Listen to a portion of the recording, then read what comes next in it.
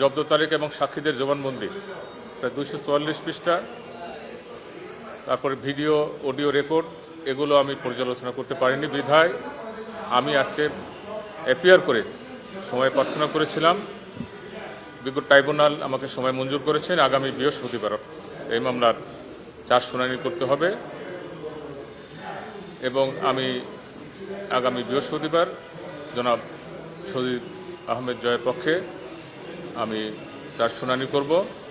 আমি চেষ্টা করব আইনের সীমাবদ্ধতার মধ্য থেকে যতটুকু ডিফেন্স আমার ক্লায়েন্টের জন্য প্রয়োজন সর্বাত্মক চেষ্টা করব।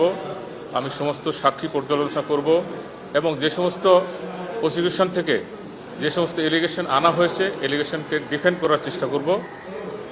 আশা করি আমি ট্রায়াল ফেস করে আমার আসামিকে আমি খালাস করতে সক্ষম হব এবং এই মামলার যে তথ্য উপাত্ত আছে তা আমি পর্যালোচনা করে আমার আসামির পক্ষে আমি ডিসচার্জ পিটিশন দেব।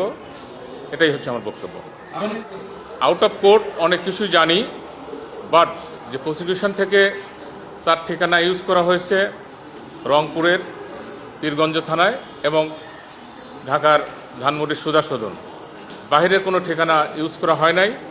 যে প্রসিকিউশনের পক্ষ থেকে যেটা দাখিল করা হয়েছে তার মধ্য থেকে আমাকে করতে হবে। তারপরেও যদি সাক্ষ্য প্রমাণে যদি আসে তারা কিছু বলতে চায় সেটা আমি ডিফেন্ড করার চেষ্টা করব এবং তার বিরুদ্ধে যে এলিগেশনটা আনা হয়েছে আমি পর্যালোচনা করি, তারপরে আগামী দিনে আমরা সঠিকভাবে ব্রিফ করবো ইনশাআল্লাহ।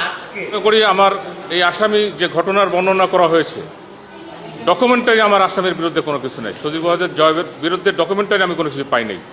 একজনের বরাত দিয়ে সালমান এফ রহমানের সাহেবের সাথে জনাব জুনায়েদ আহমেদ তলকের কি কথাবার্তা হয়েছে তার ভিত্তিতে তাকে আসামি করা হয়েছে, কিন্তু সজীব ওয়াজেদ জয় ডাইরেক্টলি জনাব জুনায়েদ আহমেদ তলককে কোনো কিছু নির্দেশনা দিয়েছে, আদেশ দিয়েছে, এ ধরনের কোনো কিছু প্রসিকিউশন পক্ষ থেকে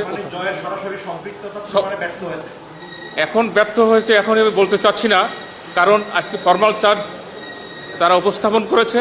আমি এগুলো পর্যালোচনা করব, পর্যালোচনা করে আমার যে ডিফেন্স আমি সেটা বিজ্ঞ আদালতে উপস্থাপন করব।